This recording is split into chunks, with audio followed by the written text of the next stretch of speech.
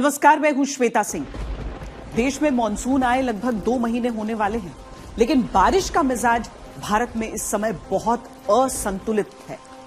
वैज्ञानिकों के अनुसार 27 जुलाई तक पूरे देश में 16% बारिश की कमी दर्ज की गई, लेकिन इसके बावजूद असम में, हिमाचल, जम्मू कश्मीर, गुजरात, महाराष्ट्र जैसे राज्यों में बाढ़, फ्लैश फ्लड, भूस्खलन ने तबाही मचा रखी। आखिर ऐसा कैसे हो सकता है कि बारिश कम भी हो रही है और बाढ़ भी आ जाए? हम देश भर में बाढ़ की बेहद खतरनाक तस्वीरें तो आपको दिखाएंगे ही, साथ ही ये भी बताएंगे कि कुदरत के वो कौन से फैक्टर हैं जो इस भयानक तबाही के लिए जिम्मेदार है। अभी कुछ राज्यों में कुछ दिनों के लिए अच्छी खासी बारिश हुई है, लेकिन अगर हम देश का औसत देखें तो वो अभी भी लगभग जो सामान्य से कम ही है। मानसून है वो डेफिसिट है। जब जुलाई खत्म हुआ तो 13% के डेफिसिट पर खत्म हुआ है।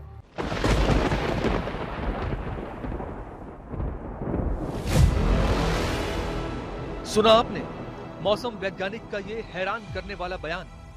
बारिश इस साल कम हो रही है, देश भर में बारिश कम हो रही है। अब आपके मन में ये सवाल आ रहे हैं, बारिश कम हो रही है तो हर जगह इतनी बाढ़ क्यों है?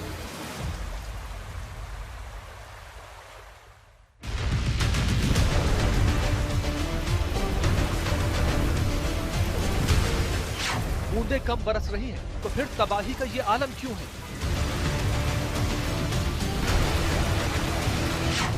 आसमान कम बरस रहा है, तो फिर जमीन ज्यादा क्यों डूब रही है?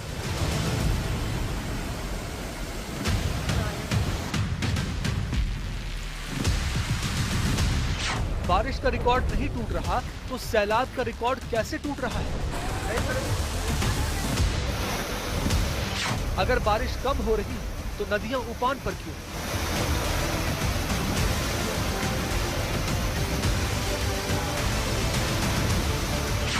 अगर बारिश कम हो रही है तो सड़कें दरिया क्यों बन रही हैं? अगर बारिश कम हो रही है तो शहर तालाब क्यों बनते जा रहे हैं?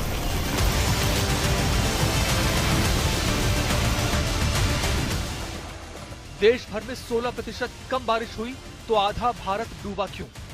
दक्षिण भारत में 29% कम बारिश हुई तो केरल में तबाही क्यों?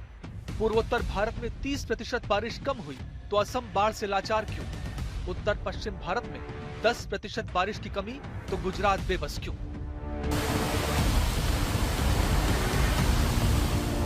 कभी महीनों में होने वाली बारिश अब घंटों में हो रही है। पहले बारिश होती थी, फिर बाढ़ आती थी। अब बारिश शुरू होते ही शहर डूब जाते हैं। कम बारिश, ज्यादा तबाही। क्या ये क्लाइमेट चेंज का असर है या हमारे शहरों और नदियों के साथ हुई छेड़छाड़ का नतीजा?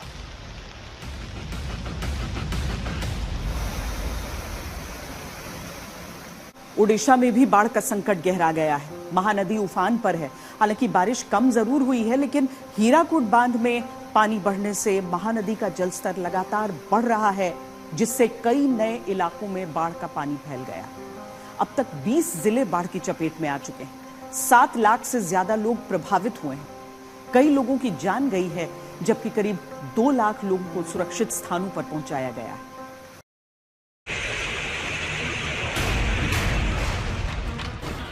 भयंकर बारिश के कारण ओडिशा में हालात चिंताजनक बने हुए हैं।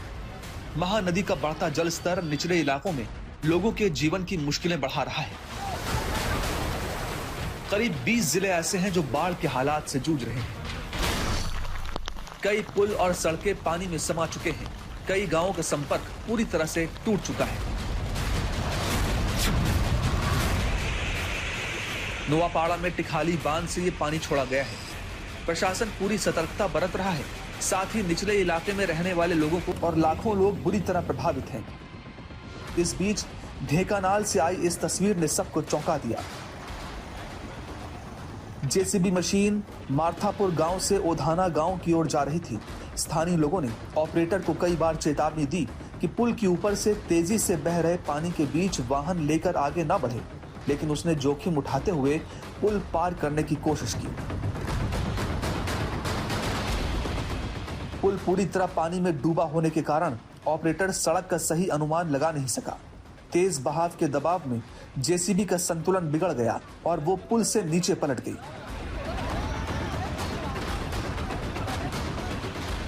स्थिति की गंभीरता को भांपते हुए ऑपरेटर तुरंत केबिन से बाहर निकल आया और धीरे धीरे पानी में समा रही मशीन के ऊपर चढ़कर अपनी जान बचाने की कोशिश करने लगा।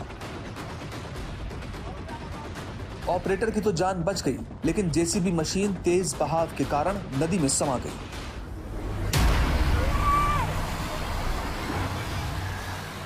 रायगढ़ के हालात भी मूसलाधार बारिश के कारण चिंताजनक बने हुए हैं। ऐसे में नागावली नदी में अचानक जलस्तर बढ़ने से बीच धारा में एक ट्रैक्टर फंस गया, जिसमें सवार चालक और उसके साथ मौजूद एक नाबालिग की जान पर बन आई। दोनों काफी देर तक ट्रैक्टर के ऊपर बैठे रहे और मदद का इंतजार करते रहे। बाद में स्थानीय मदद मिलने पर दोनों की जान बचाई जा सकी।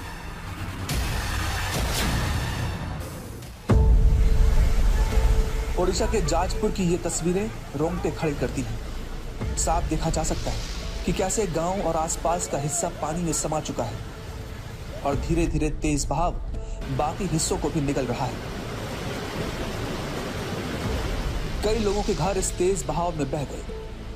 असहाय लोग सुरक्षित स्थानों पर जैसे तैसे जिंदगी गुजारने को मजबूर हैं। आने वाले वक्त में और तेज बारिश का अनुमान है, जिसको लेकर प्रशासन भी सतर्क है। लगभग इस घाई की वजह से 20-30 हजार लोग इफेक्ट हुए। जाजपुर से ही एक और तस्वीर आई, जिसने ये साबित कर दिया कि हौसले मजबूत हों तो इरादे टलते नहीं। गांव जलमग्न है, सड़क संपर्क पूरी तरह टूट चुका है। ऐसे में एक दूल्हा अपनी बारात के साथ बाढ़ के पानी को चीरते हुए मोटर चलित देसी नाव में दुल्हन के गांव पहुंचा और एक सामान्य शादी को असाधारण सफर में बदल दिया।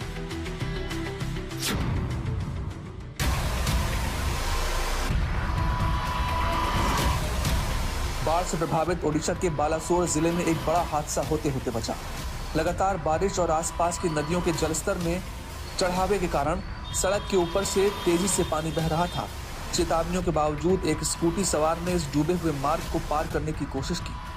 कुछ ही क्षणों में तेज बहाव ने स्कूटी का संतुलन बिगाड़ दिया और स्कूटी समेत सवार बाढ़ के पानी में बह गया। प्रत्यक्षदर्शियों ने तुरंत शोर मचाकर मदद की गुहार लगाई, क्योंकि स्कूटी सवार तेज बहाव में खुद को संभालने के लिए संघर्ष कर रहा था। बाढ़ प्रभावित क्षेत्र में पहले से राहत एवं बचाव कार्य में तैनात एनडीआरएफ की टीम ने तुरंत मौके पर पहुंचकर स्कूटी सवार को सुरक्षित बाहर निकाल लिया। बचाए गए शख्स को चोटें आईं, लेकिन उसकी जान बच गई। स्कूटी पानी की धार में समा गई। बालासोर के कई इलाके जल भराव की दिक्कतों से भी जूझ रहे हैं। जगह जगह गाड़ियां बंद हैं, जिससे जाम की स्थितियां हैं और लोग जैसे तैसे अपने काम पर निकल रहे हैं। पुरी क्षेत्र में भी बाढ़ का पानी बड़ी मुश्किलें खड़ी कर रहा है। मूसलाधार बारिश से दया नदी पूरे उफान पर आ गई और कनास क्षेत्र में बाढ़ की स्थिति बन गई। सालनी का नदी जो है, उसका जो बांध था, ऊपर का पानी नहीं आने का जो बांध दिया जाता है, वो था, उसको काट दीजिए, आदमी काट के बेच दिए, इसीलिए पानी घुस रहा है गांव को। उसका कोई बंदोबस्त नहीं है। भद्रक जिला सबसे अधिक प्रभावित है। सानदी नदी का जलस्तर बढ़ने से हालात बेकाबू बनते दिख रहे हैं। गलियां और सड़कें सब तालाब बन गई। इस क्षेत्र में पड़ने वाले मंत्री महोदय का घर भी इसकी चपेट में आ गया। टीटलागढ़ में हालात और भी खराब है। नदियों ने सड़क को निगल लिया है और लोगों का जीवन मुश्किल में आ गया है। प्रशासन लगातार नजर बनाए हुए है और किसी अनहोनी को रोकने के लिए बचाव दल भी लगातार गश्त कर रहे हैं। असम इस वक्त भयानक बाढ़ की तबाही से दो चार हो रहा है। कई लोगों की जान चली गई है, लाखों बेघर हो चुके हैं, करोड़ों का इंफ्रास्ट्रक्चर राज्य में तबाह हो चुका है। लेकिन असम में इस भयानक तबाही के पीछे जिम्मेदार कौन सी चीज है? क्या केवल भारी बारिश या फिर कारण कुछ और? हर तरफ पानी ही पानी, शहर हो या गांव, स्कूल हो या स्टेडियम, सड़क हो या रेलवे स्टेशन, खेत हो या बाजार, सब कुछ पानी में डूबा हुआ है। घर से बाहर निकलना मुश्किल है और घर के अंदर रहना उससे भी ज्यादा मुश्किल। भी सामान कमाया, कुछ भी नहीं बचा।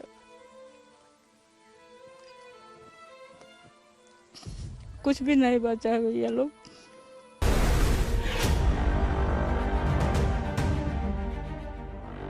पिछले 10 दिनों से असम के हजारों परिवार इसी हाल में जी रहे हैं। किसी की सुबह नाव पर होती है तो किसी की रात राहत शिविर में गुजरती है।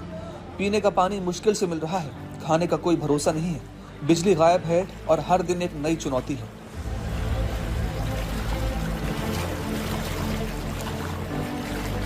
तो घर पे था पानी, मतलब इतना स्पीड बढ़ के आया, मतलब घर का आदमी को हम लोग छोड़ के दूसरे का बचाने लग गए।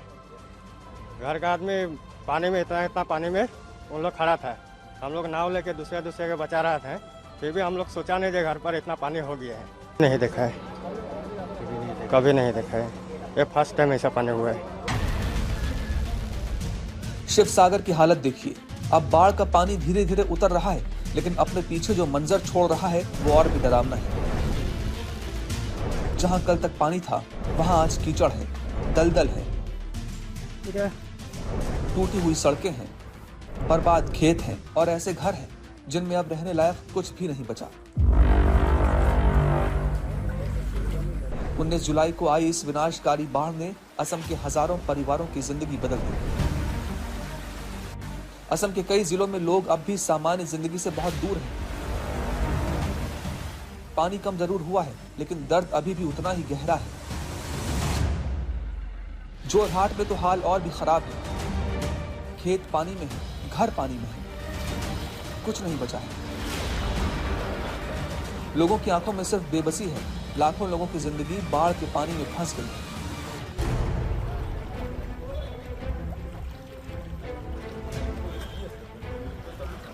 तो मोहल्ले हम लोग में ऐसे लड़का बच्चा को निकलते मैंने पूरा पानी हो गया एकदम। तो गरू गाय छगली बच्चा लोग मैंने निकलने नहीं सका, सब चला गया। खाली हम लोग आदमी लोग के बच्चा मैंने सब चला गया। घर के जितना सामान रहा सब खत्म हो गया। अगर हम लोग का 6 नाव अगर नहीं रहता है तो आज के डेट में जैसा कि आप देख रहे हैं कि गाय और बकरी जैसे मरे पड़े हुए हैं, तो वैसा ही बोलना तो नहीं चाहिए, तो वैसा ही परिस्थिति हो जाता इंसानों का।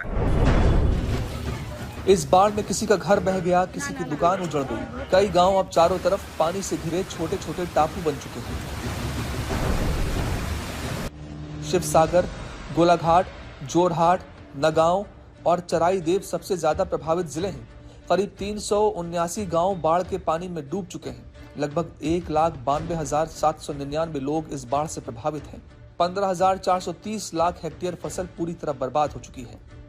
लगभग 1 लाख परिवार और 4 लाख पीपल अफेक्ट हुए हैं। अभी भी हमारी नदियों का जो लेवल है, दीखो, दीमो, दिसांग, गोरिका, सबका लेवल डेंजर लेवल से ज़्यादा है। समस्या इम्प्रूव हुई है, वाटर लेवल गिरा है, लेकिन अभी भी हमारे 40-50 रिलीफ कैंप चल रहे हैं और हम लगभग 100-150 डिस्ट्रीब्यूशन सेंटर से जो राहत सामग्री है वो सब तक पहुंचा रहे हैं। हर कुछ दूरी पर बर्बादी की एक नई कहानी दिखती है। नजीरा की यह तस्वीर देखिए, किस तरह से बच्चे का रेस्क्यू किया जा रहा है। धीरे धीरे पूरा घर डूब गया, बाहर निकलने के सारे रास्ते बंद हो गए। एनडीआरएफ की टीम को खबर मिली तो शुरू हुआ ऑपरेशन राहत। पहले मां को बचाया, उसके बाद बच्चे को, और फिर धीरे धीरे परिवार वालों को मुश्किल से निकाला गया।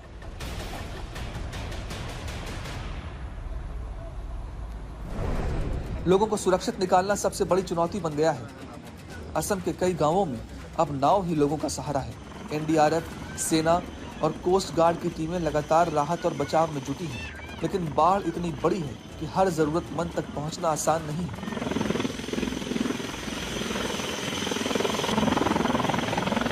बहुत ही भयानक एक स्थिति है। लोगों का खाने के लिए तरस रहे हैं लोग, तो इसीलिए हम लोग जितना हो सके लोगों के साथ, हम खुद भी और जो एनजीओ लोग आ रहा है समाज के जो मदद करने के लिए, लोगों को बसाने के लिए जो लोग आ रहे हैं, कुछ खाने को लिए दे रहे हैं, ये सब जुटा के हम लोग लोगों के पास में आ रहे हैं, सबको मदद कर रहे हैं। बक्सा, धेमाजी, गुवाहाटी, चिरांग, कोकराझार, नलबाड़ी, जिला कोई भी हो, गांव कोई भी हो, तस्वीर लगभग एक जैसी है। इस बाढ़ में 80 से ज्यादा लोगों की मौत हो चुकी है। 19 जुलाई को इस तरह से ब्रह्मपुत्र का जलस्तर बढ़ा कि लोगों को बचने का वक्त तक नहीं मिला। 24 घंटे में घरों का नजारा बदल गया। लोग अपना सब कुछ छोड़कर सुरक्षित जगहों पर चले गए। लेकिन सबसे बड़ा सवाल ये है कि आखिर इस बार असम में बाढ़ इतनी भयानक क्यों हुई? एक एक करके वजहों का विश्लेषण करते हैं। वजह नंबर 1, रिकॉर्ड तोड़ बारिश। 18-19 जुलाई को नागालैंड के वोखा, मोकोंगचुंग, मोन और असम के चराई देव में सामान्य से कई गुना अधिक बारिश हुई। चराई देव में 436% और मोकोंगचुंग में 493% अधिक वर्षा दर्ज की गई। लगभग 8-9 घंटे में 137 मिलीमीटर बारिश हुई, जिससे पहाड़ों में भूस्खलन और नदियों में अचानक उफान आ गया।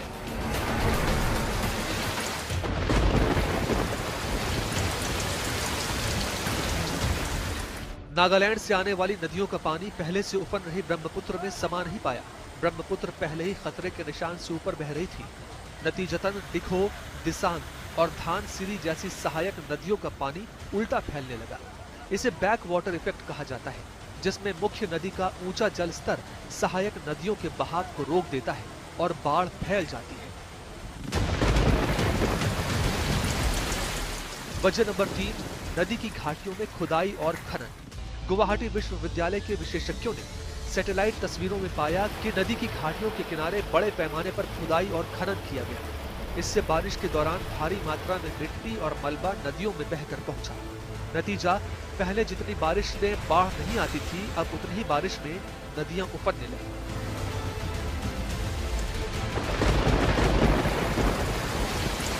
वजह नंबर 4, वनों की कटाई ने बढ़ाया खतरा। जंगल प्राकृतिक स्पंज की तरह काम करते हैं।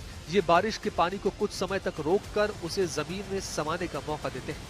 इसे इनफिल्ट्रेशन अपॉर्चुनिटी टाइम कहा जाता है। लेकिन जहां जहां जंगल काट दिए गए, वहां पानी तेजी से ढलान से नीचे बहा। इसके साथ भारी मात्रा में मिट्टी भी नदियों में पहुंची। इससे नदी का तल ऊंचा हो गया और गहराई कम होती गई, जिससे बाढ़ का खतरा बढ़ गया। वजह नंबर 5, जलवायु परिवर्तन का असर। विशेषज्ञों के अनुसार क्लाइमेट चेंज ने इस संकट को और गंभीर बना दिया है। अब 50 से 100 मिलीमीटर या उससे अधिक बारिश वाले हाई इंटेंसिटी रेन इवेंट पहले की तुलना में कहीं ज्यादा हो रहे हैं। वैज्ञानिकों का अनुमान है कि आने वाले वर्षों में ऐसी घटनाएं और बढ़ेंगी।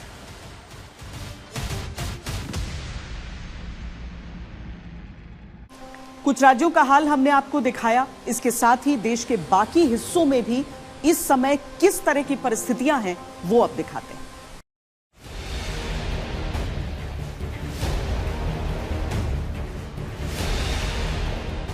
देश के कई हिस्सों में लगातार हो रही बारिश से बाढ़, जल भराव और भूस्खलन जैसी स्थितियां बनी हुई हैं।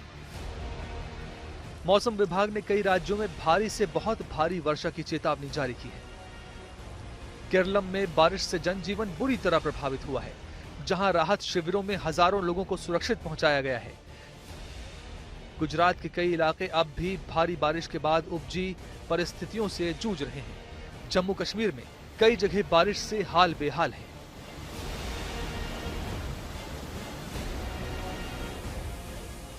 भारी बारिश के कारण केरलम के मल्लापुरम में चालियार नदी का जलस्तर बढ़ने से पानी खतरे के निशान से ऊपर बह रहा है, जिसके कारण लगातार आसपास के इलाकों में संकट मंडरा रहा है।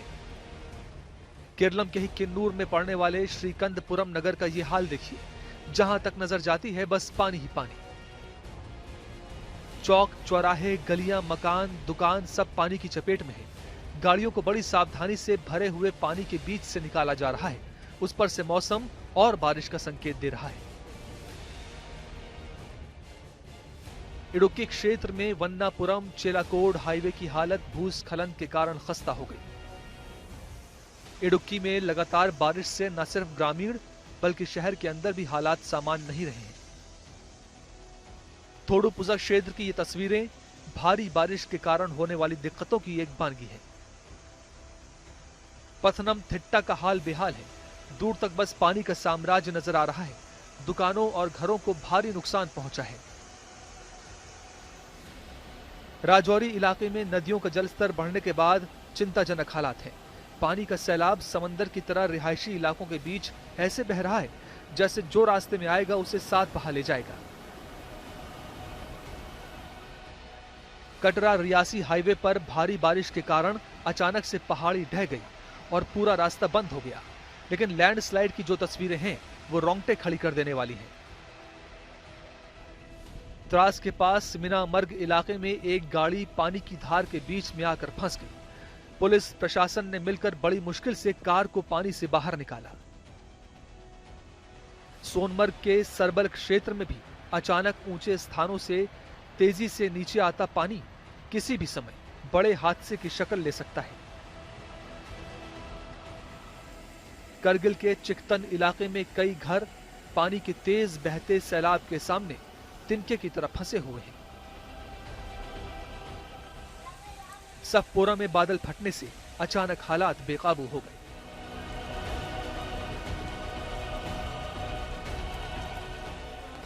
शोपिया में भारी बारिश ने घरों को खिलौने जैसा बना दिया है, जो पानी में किसी कागज की नाव जैसे नजर आ रहे हैं। पानी इतना भर चुका है कि मकानों की खिड़कियों तक पहुंच चुका है। साबरकांठा के इडर इलाके में 1 घंटे में 2 इंच बारिश होने पर शहर के बीचों बीच गुजरने वाली डेबोल नदी अचानक उफान पर आ गई और तेज बहाव में एक कार को बहाकर ले जाने की डरावनी तस्वीर सामने आई है। गुजरात में सबसे ज्यादा बेकाबू हालात खेड़ा जिले के वसो इलाके से हैं, जहां महज 24 घंटे में 17 इंच से भी ज्यादा मूसलाधार बारिश ने तबाही मचा दी है। वसो गांव की स्थिति बेहद चिंताजनक है, जहां मुख्य बाजार से लेकर रिहायशी इलाकों तक सिर्फ और सिर्फ पानी का कब्जा है।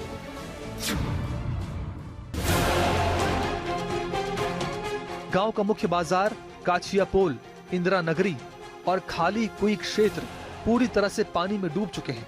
यहां तक कि पंचायत ऑफिस, सरकारी स्कूल भी जलमग्न है।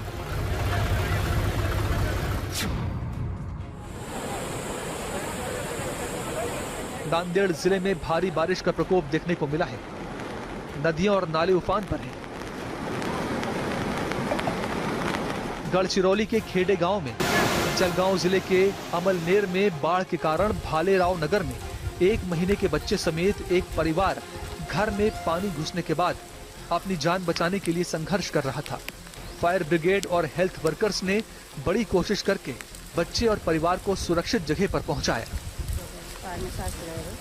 रेस्क्यू की इन तस्वीरों ने हर किसी को भावुक कर दिया, क्योंकि पूरा शहर बाढ़ की ऐसी चपेट में है कि मकानों की दूसरी मंजिल तक पानी आ चुका है। खेत, खलिहान, मंदिर सब पानी में डूब रहे हैं।